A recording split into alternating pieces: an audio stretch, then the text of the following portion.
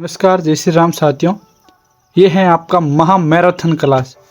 इस वीडियो के बाद से आपका एक भी क्वेश्चन नहीं जाएगा, बिकॉज हम बात करने वाले SA02 यानी society in India, Bharatiya Samaj का आपका 1 अध्याय से लेके 10 अध्याय की समरी, विस्तृत समरी समझाऊंगा। एकदम छोटे बच्चे की तरह समझाऊंगा, ताकि आपका किसी भी पार्ट से कोई भी क्वेश्चन आएगा उसे आप आराम से सॉल्व कर पाओगे।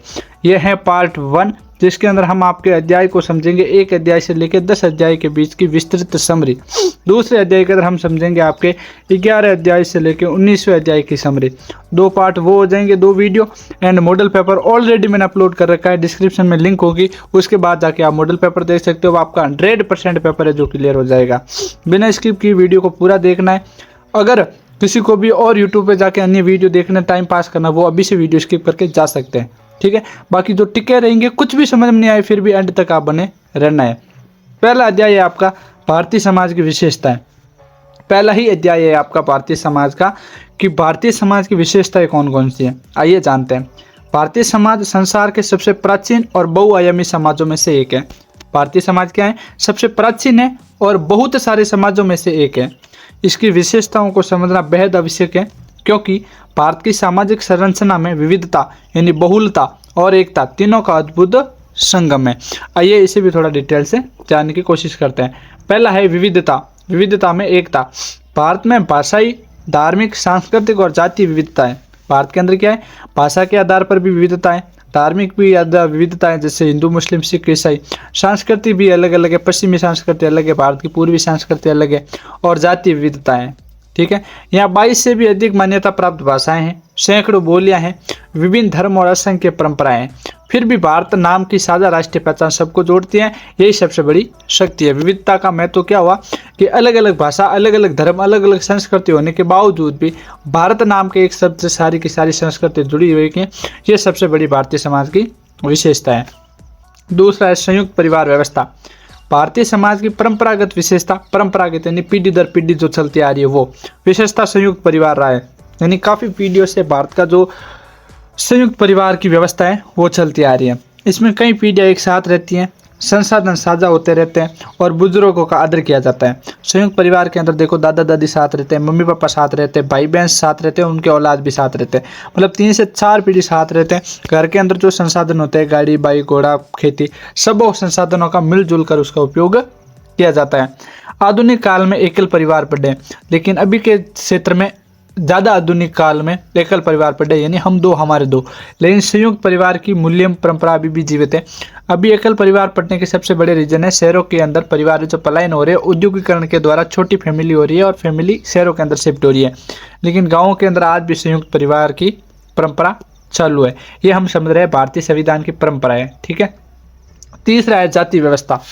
भारतीय समाज की सबसे महत्वपूर्ण विशेषता है जाति प्रणाली। भारतीय समाज की सबसे महत्वपूर्ण विशेषता क्या है? जाति प्रणाली। ये जन्म आधारित वर्गीकरण पर आधारित थी, जिसमें 4 वर्ण और असंख्य जातियां थी। समय के साथ ये व्यवस्था कठोर हो गई और ये सामाजिक असमानता का कारण बन गई। साथियों, तीसरी विशेषता थी जाति व्यवस्था। भारतीय समाज के अंदर सबसे पहले 4 वर्ण थे। कौन कौन से? ब्राह्मण, क्षत्रिय, वैश्य और शूद्र। लेकिन इसके साथ साथ जैसे जैसे समय बढ़ता गया तो इनके साथ अत्याचार होना शुरू हो गया और सामाजिक असमानता ज़्यादा बढ़ गई थी, ठीक है। चौथा कारण था धार्मिकता। भारतीय समाज धार्मिक भावनाओं से परिपूर्ण है। देखो, भारतीय जो समाज है ना, वो धर्म के आधार पर ज़्यादा चल रहा है। जैसे हिंदू, मुस्लिम, सिख, ईसाई, बौद्ध, जैन आदि धर्म यहाँ पनपे हैं और सह अस्तित्व में आए हैं। धार्मिक त्यौहार और रीति रिवाज समाज की एकजुटता का साधन है। अपन होली दिवाली मनाते हैं, मुसलमान ईद वीद मनाते हैं, और जो सिख बौद्ध होते हैं वो अपना अपना धर्म मनाते हैं, तो अपना अपना त्यौहार मनाते हैं। इससे क्या है? धर्म में एकजुटता बढ़ती है। छठा है ग्राम प्रधान समाज। भारत का समाज लंबे समय तक कृषि और गांवों पर आधारित रहा है, यह सभी को आपको पता है। भारत गांवों का देश है। महात्मा गांधी का यह कथन था कि भारतीय समाज की जड़ों को दर्शाता है। क्या? भारत एक है जो कृषि प्रधान देश है और भारत गांवों का देश है। ये किसने कहा था? महात्मा गांधी ने कहा था, जो भारतीय समाज की जड़ों को दर्शाता है, ठीक है। छठा सबसे बड़ी विशेषता है परंपरागत और आधुनिकता। भारतीय समाज से गहराई से जुड़ा है। भारतीय समाज परंपरा से गहराई से जुड़ा है, लेकिन स्वतंत्रता के बाद शिक्षा, औद्योगिकरण और वैश्वीकरण से इसमें आधुनिकता का समावेश हुआ है। आज भारतीय समाज परंपरा और आधुनिकता दोनों देशों का मिश्रण है। आज की भारत की परंपरा कैसी है? आधुनिक भी है और परंपरा मतलब पुरानी तरीके से भी, ये दोनों का मिश्रण है, ठीक है। इस प्रकार भारतीय समाज की विशेषताओं इसे विशिष्ट बनाती है और यही परीक्षा में मुख्य आधार पर बिंदु भी है आपका। ठीक है, ये हमने जानना आपके पार्ट फर्स्ट के अंदर भारतीय समाज की विशेषताएं कौन कौन सी जानी थी हमने। भारतीय समाज की विशेषताएं सबसे पहले हमने जानी थी संयुक्त परिवार, ठीक है, विविधता में एकता, फिर संयुक्त परिवार जानी थी, फिर जाति व्यवस्था के बारे में, फिर धार्मिकता के बारे में, फिर ग्राम प्रधान के बारे में और फिर परंपरा और आधुनिकता के बारे में। ठीक है, अब बात होने वाले आपके अध्याय 2 के बारे में।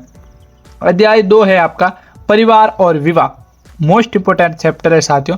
मैं आपको ऐसे क्वेश्चन बता रहा हूँ, जो ऐसा सारांश बता रहा हूँ ना, जो आपके एजिटेड आपके एग्जाम के अंदर आएगा। अध्याय 2 है परिवार और विवाह। परिवार की संकल्पना, परिवार समाज की मूल इकाई है, यानी प्रथम इकाई है। ये सामाजिकरण, संस्कृति के संरक्षण और मूल्य परंपरा को आगे बढ़ाने का कार्य करती है। परिवार क्या होता है साथियों? समाज को आगे बढ़ाने का कार्य करता है, समझ गए। परिवार के प्रकार कौन कौन से? परिवार के मुख्य रूप से 4 प्रकार हैं। पहला है संयुक्त परिवार, दूसरा एकल परिवार, तीसरा पितृसत्तात्मक परिवार और चौथा है मातृसत्तात्मक परिवार। सबसे पहले जानते हैं संयुक्त परिवार क्या होता है, जिसमें कई पीढ़ियां शामिल होती है, जैसे सामूहिक जीवन होता है।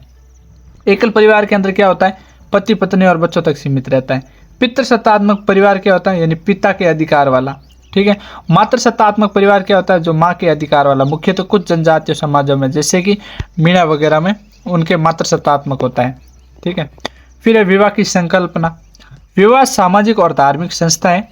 ये केवल दाम्पत्य संबंध नहीं है, बल्कि 2 परिवारों और कभी कभी 2 समुदायों का बंधन भी होता है।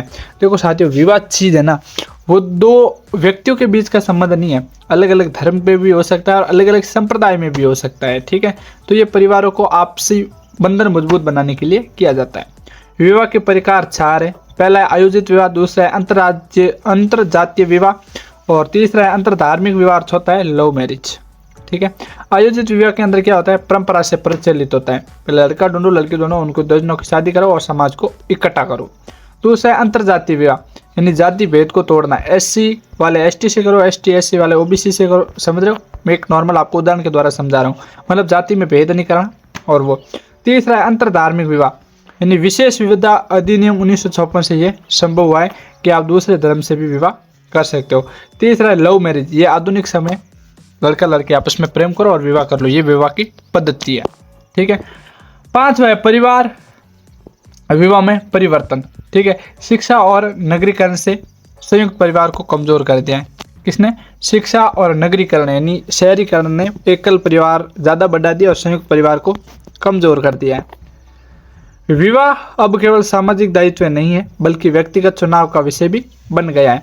तलाक और पुनः विवाह की स्वीकृति भी बढ़ी है।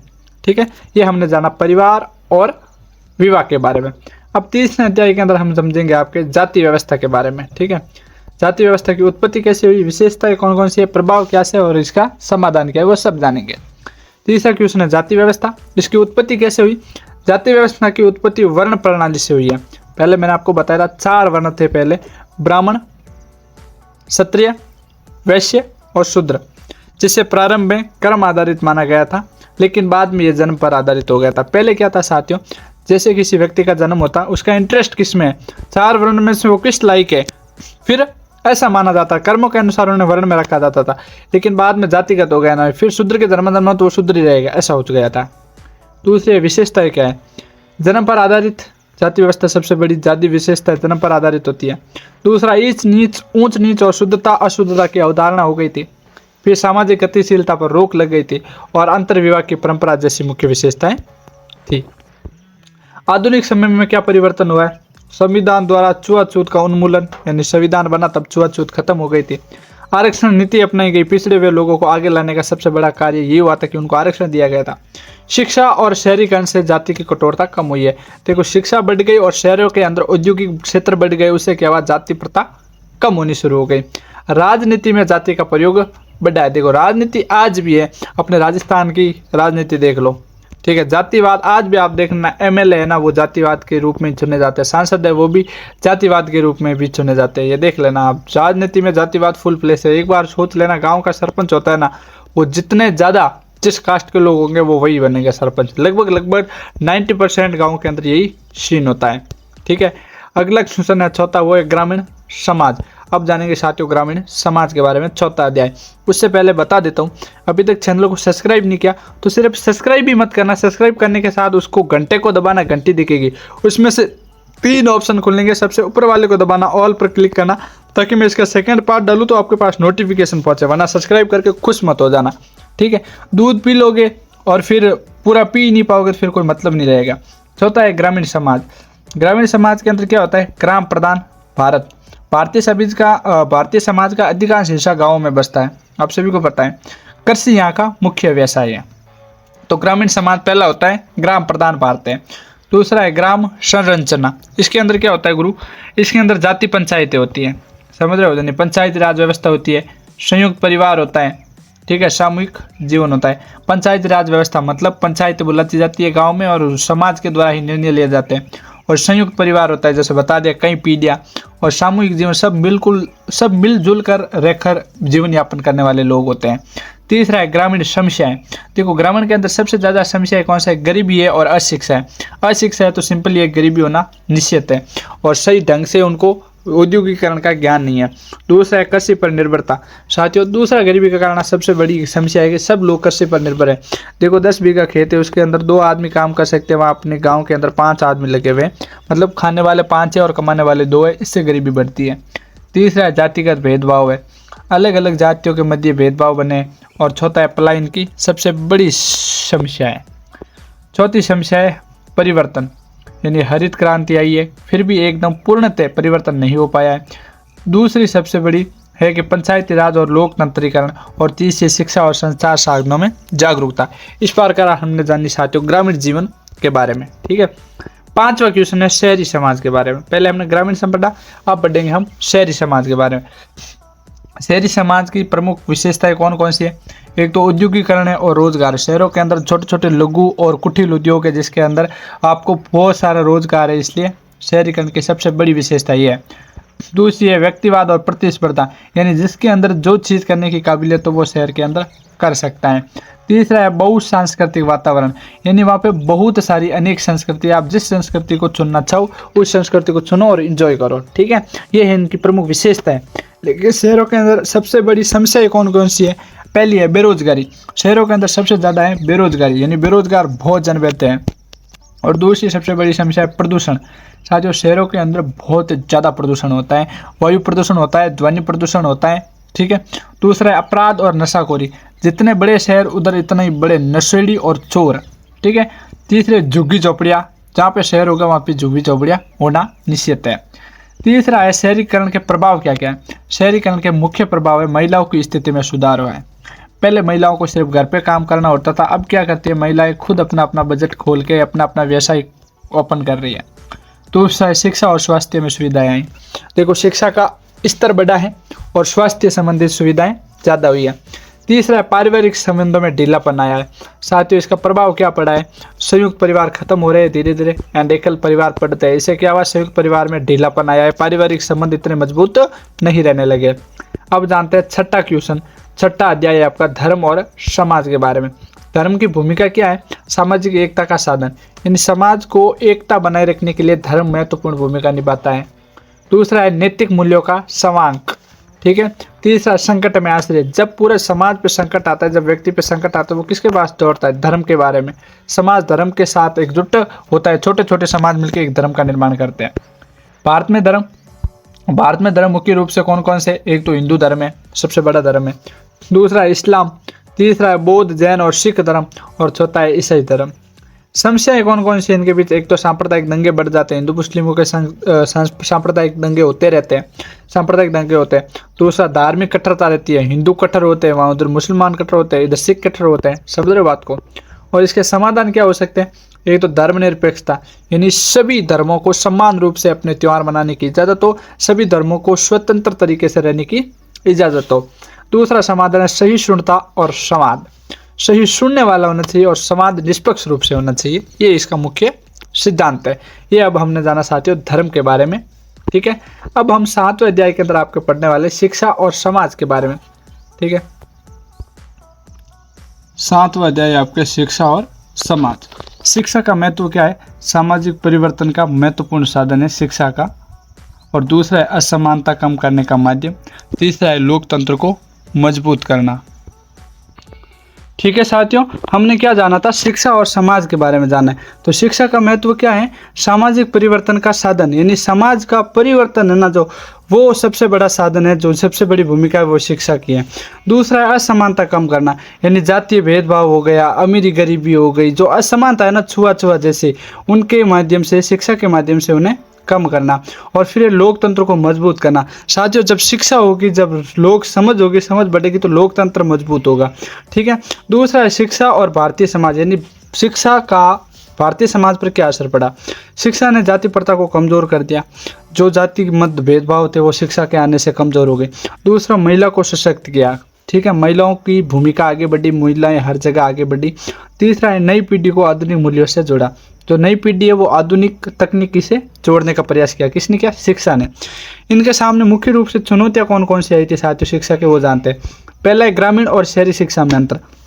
साफ है, गाँव तक प्रॉपर शिक्षा नहीं पहुंच पाती थी, लेकिन शहरों के अंदर आधुनिकता के कारण पूरी शिक्षा उपलब्ध थी। दूसरा था गुणवत्तापूर्वक शिक्षा की कमी। जो चीज़ सिखानी चाहिए वो आज भी नहीं सिखाई जा रही है। हमारी शिक्षा पद्धति के अनुसार लोगों को नौकर बनना सिखाया जा रहा है, ना कि मालिक बनना।